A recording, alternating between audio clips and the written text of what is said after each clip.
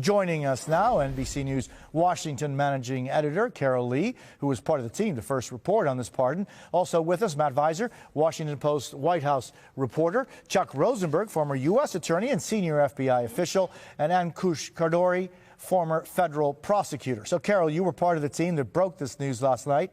How did the president go from never pardoning to blanket pardoning?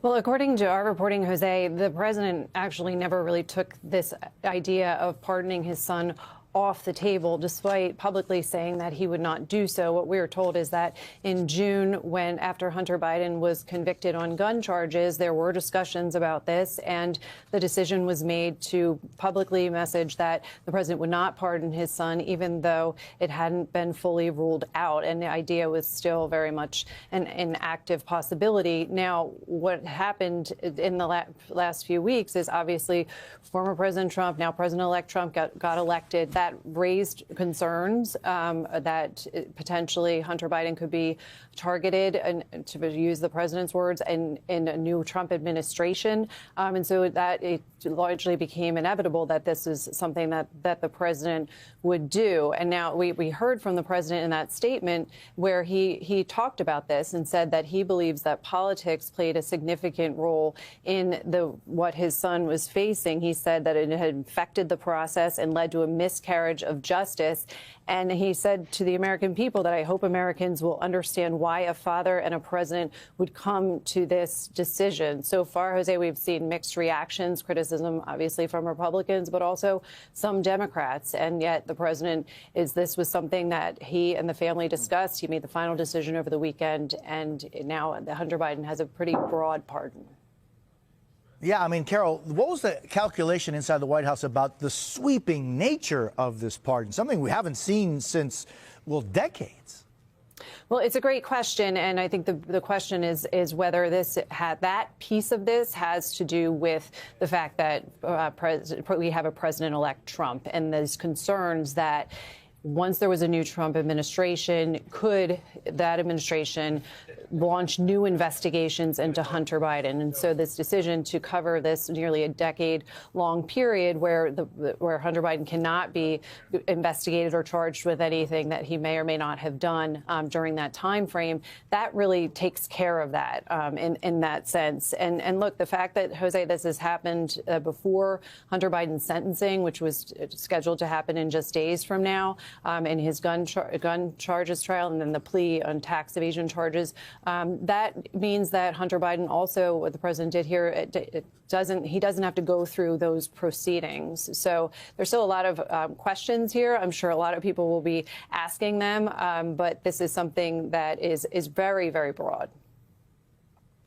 Carol Lee, thank you so very much. Really appreciate it. So, Matt, this decision by the president comes right after a report was released on Saturday by Hunter Biden's legal team criticizing the foundation of the investigation and warning of a harsh sentence. Here's part of what that report said. Quote, "There is no disputing that Trump has said his enemies list includes Hunter. The prospect that Trump will turn his vengeance on the special counsel prosecutors if they fail to take a harder line against Hunter, no doubt exerts considerable pressure on them not to let up on Hunter." Clearly, the president was concerned his son could do serious prison time here. That's right. And that is, I think, underlying a lot of why President Biden is doing this and doing this right now is the fear really of what Trump and a Trump Justice Department may do to Hunter Biden. As Carol had alluded to, this pardon is quite broad, covering a time period of more than a decade, really covering all possible aspects of the controversial business dealings that Hunter Biden had been engaged with and could be pursued by a Trump Justice Department. And so that really is the aspect of this timing here. There's certainly a personal element to this in the president choosing to pardon his son, and there's a political element to it. And it really has pitted the president's loyalty to his family against his pledge to stand up for institutions and the rule of law. And so the politics of it are quite tricky, even though there's a personal element of him trying to protect his son. Yeah, I mean, Chuck, the broad nature of his pardon, which really wipes the slate clean, as Matt was just saying, for Hunter Biden from 2014 to yesterday. This covers everything Hunter Biden has ever been found guilty of, but also anything else that may have happened from 2014 on. How unusual is this? Well, it is broad and sweeping. Pardon powers are plenary, as you know, Jose. And unusual, sure, in the sense that it's the president's son, and the president used his power as a father and he said as a president to clear him, to grant him clemency. I do want to point out one thing, one caveat. I was a federal prosecutor for a long time, and indeed, including as a criminal tax prosecutor for a period. And often when you have a federal tax crime, you often have a state tax crime, because in so many states, your federal income tax and your federal tax forms are made part of the state return. Presidents can only clear somebody for federal offenses. And so it's possible, Jose, at least theoretically, that Hunter Biden still faces state criminal tax liability. We'll see if states come after him. But as far as the federal cases are concerned, they're done. And Ankush, you wrote just recently for Politico, quote, particularly in the wake of Trump's victory, Biden is on strong ground at a minimum to commute any sentence of imprisonment for his son Hunter before he leaves office. Not a pardon, exactly, you wrote, but an important show of mercy. This, Ankush, is not only a show of mercy, because this is not a commutation or a pardon of just the specific things that Hunter Biden has been accused of and found guilty of, but this is anything and everything that could have been undue since 2014. Yeah, it is quite broad, and I think everyone is pointing out correctly that a motivation here is almost certainly the appointments that Donald Trump has been announcing and what they indicate about the willingness of people like in senior positions in the incoming administration to try to target Hunter Biden. That clearly is motivating the sweep of the pardon, the assumption that maybe they would come after him again. The one thing I would say about this, though, as people are debating this and have been debating this, is that, it is highly unusual, as you've noted, that there would be a pardon going back 10 years. 10 years is basically the longest that most long-term criminal statutes have to apply, like bank fraud has a 10-year statute of limitations. But federal prosecutors have been investigating Hunter Biden for quite some time. Last summer, they also implied that they might be able to bring a criminal case against him for under FARA, and that was advanced as one of the reasons why the plea deal fell apart. We're now a year and a half after that. There's been no criminal FARA case. They've had years going back to the first Trump administration to go through Hunter Biden's financial and personal dealings and bring any criminal cases that were appropriate. I would be extremely surprised if there's any credible criminal case left on the table for this period. I understand that the pardon is sweeping and unusual, but I think it's important to put that context here. And Matt, meanwhile, what do you think Trump's choice of Kash Patel to lead the FBI likely had any impact on Biden's decision to issue this pardon? Well, I think that was a big motivation. I mean, I think that the president has been watching as President-elect Trump has made his appointments.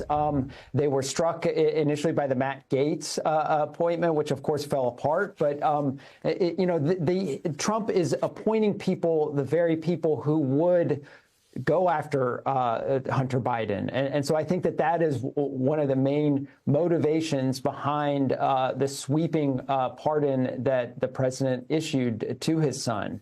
And that was along with the report that Hunter Biden's legal team had focused on over the weekend, was to point out the threats that Hunter Biden would face going forward. But he also faced, sentencing, the threat of prison time. And I think that was a big factor here as well. Over the next 2 weeks, he was scheduled to be sentenced in both California and Delaware. And there was the very real possibility that he would have faced jail time in that. And so, the president, part of the psychology of him and looking at his son who did deal with a drug abuse issue where the president, was helpless almost in trying to help his son. And in this instance, he felt like he could do something to help him, and he did. But there's a lot of political implications to that decision. Yeah, I mean, Chuck, and you were just saying the presidential pardons for family members aren't necessarily new. I mean, Clinton pardoned his brother, Trump pardoned Jared Kushner's father, Charles Kushner, who he just picked to be U.S. ambassador to France. What do you make of the timing, however, of this one? Well, it makes sense to Matt's point. The sentencing proceedings in both Delaware and California were pending. They were imminent. And so rather than have the court go through that process, rather than have his son go through that process, the timing makes sense to me. The pardon doesn't make sense to me, but the timing of the pardon makes sense to me. By the way, if you look carefully at what Mr. Biden said, he said he was acting as a father and as a president. And as a father, I get it, right? He's taking care of his son. He loves his son. He doesn't want his son to go through any more heartache or face the possibility of prison. As a father, makes perfect sense. As a president, I think it was a mistake, Jose. I think it was a mistake to characterize the proceedings as tainted and political. I think it was a mistake to suggest that the prosecution was selective. That has a real meaning in our prosecutorial world. It was a mistake to suggest that there weren't valid charges. Remember that Hunter Biden was convicted by a jury in Delaware by proof beyond a reasonable doubt and unanimously, and that he admitted under oath in a California federal court that he had committed tax crimes. And so the notion that he hadn't committed crimes or that the process was tainted and political, I think it's deeply unfortunate for a president of the United States to say that. Mr. Biden, at least in this instance, sounds a good bit like Mr. Trump, in my view.